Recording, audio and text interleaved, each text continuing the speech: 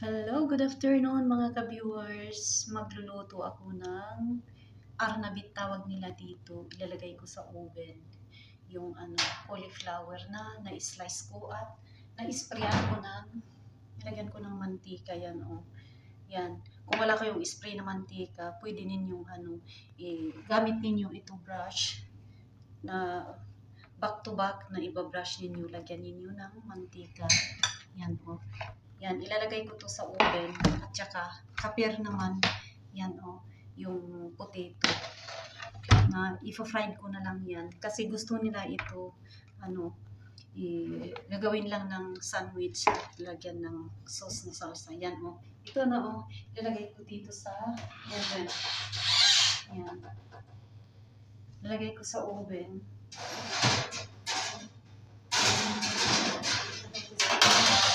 Ilagay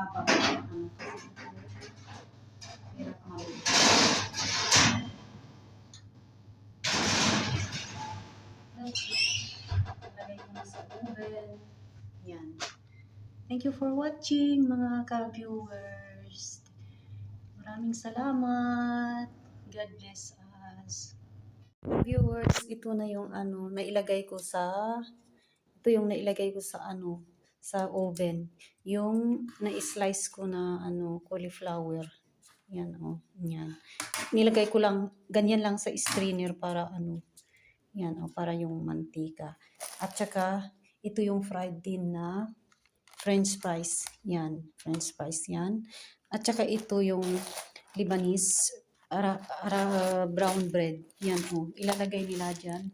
At saka ito lang yung ipapahid nila, yung sauce na ketchup at saka may ketchup at saka mayonnaise yan.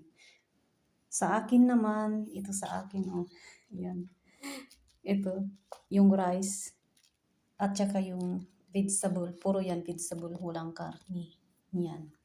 Syempre, kakain ng kunti dyan pero ayaw ko mag-sandwich yan Kasi kumain na sila yan Parating na yung anak ko kaya ipapainit ko ito. Yan. Pero marami yan. Yan. Maraming salamat sa panonood mga ka-viewers. Thank you for watching. God bless us. Hello mga ka-viewers, good afternoon. Ito na kakain na kami. Yan.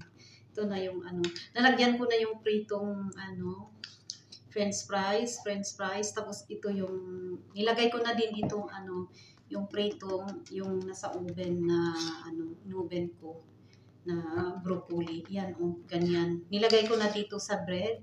At saka ito yung sauce na ketchup at saka mayonnaise. Yun lang ang gusto niya. Yan Ganyan. Tapos ifo-fold ko ganyan Ganyan. Simple lang pero masarap. Yan ganyan ang pagkain nila ganyan.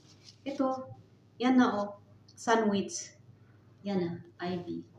Kasi kararating niya galing school. Ako naman, ito ang pagkain ko, rice at saka vegetable. Puro vegetable yan. Yan.